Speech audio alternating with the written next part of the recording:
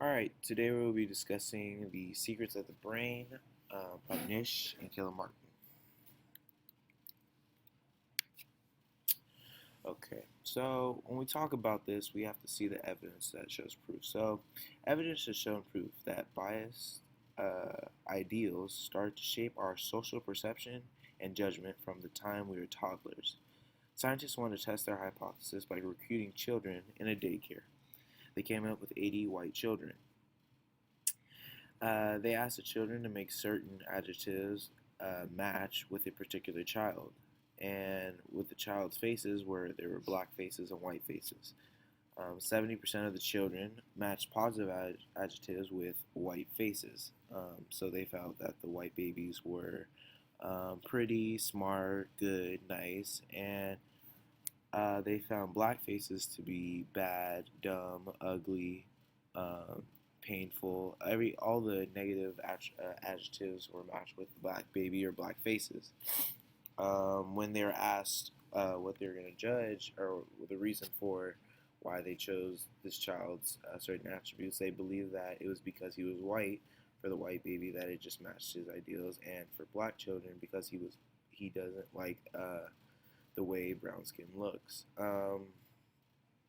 Now, where are these racist ideologies coming from? So, we're able to test these workings through the hidden brain only with young children rather than adults because children have not yet learned to fight the hidden brain's automatic conclusion. With absorbing all of these astonishing facts, there are ideas. Where are these ideas coming from? They're being exposed to. They're not being exposed to regular hate speech. So where are they coming from? They ran another test where they would read a story, and that moves into my next experiment where they read these stories about a black hero.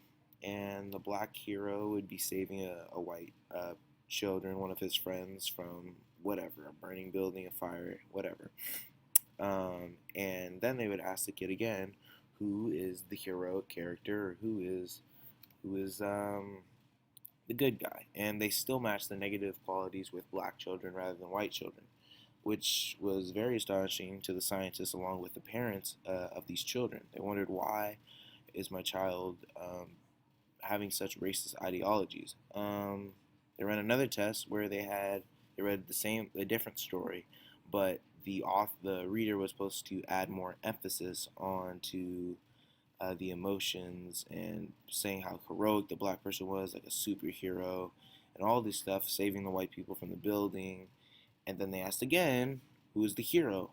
And still, the kids felt that it was white people. The kids didn't match up black people with the heroic qualities. And it was just astonishing. In the end, scientists conclude that black people in the minds of adolescents are described as different. Therefore, they receive these negative adjectives.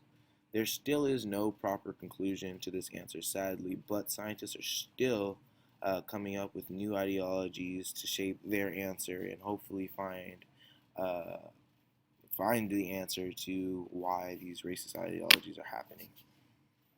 And now we will move into our next presentation, which will be racist attitudes and discrimination, that will be done by Nish and All right.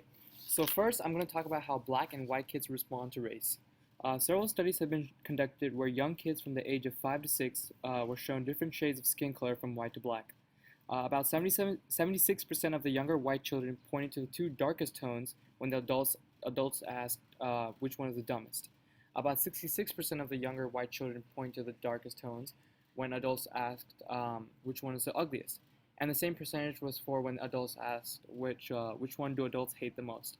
So you can now obviously tell that white kids respond with bias. Surprisingly, black kids think relatively the same thing.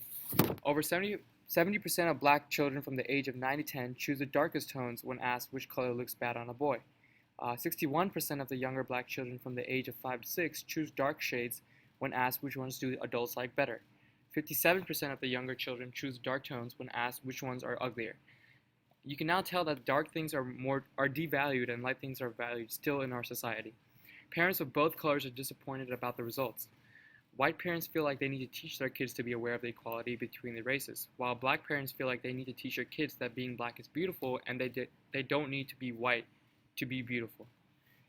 It is now known that kids as young as 6 months judge others based on skin color. And now in this study at the Children Research Lab at the University of Texas, Bridget Vittrup, the researcher, conducted these studies where she sent videos, multicultural theme videos, to one group of Caucasian families with a child between 5 to 7 years old. In the first group, the child received multicultural theme videos such as Sesame Street or Little Bill, and the researcher Bridget Vittrup wanted to see if the responses to these questions, how many white people are nice and how many black people are nice, would change. And she had hoped that the videos would change the response in these questions.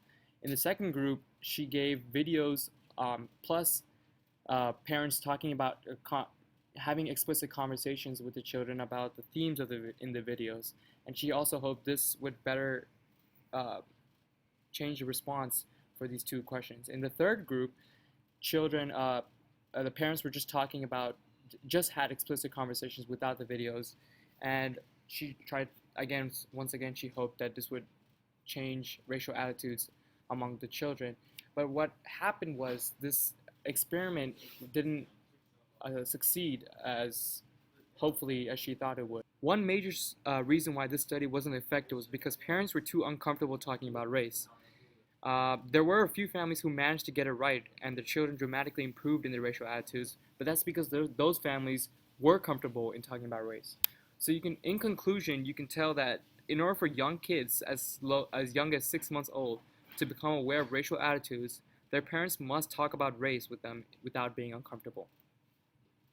And so there it is for your secrets of the brain, along with your racial attitudes of discrimination with children.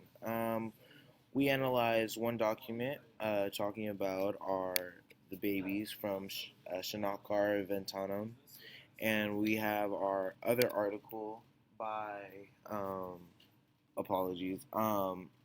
Our other data was from other speakers, along with the recent Anderson Cooper special that was broadcasted on television. So there it goes.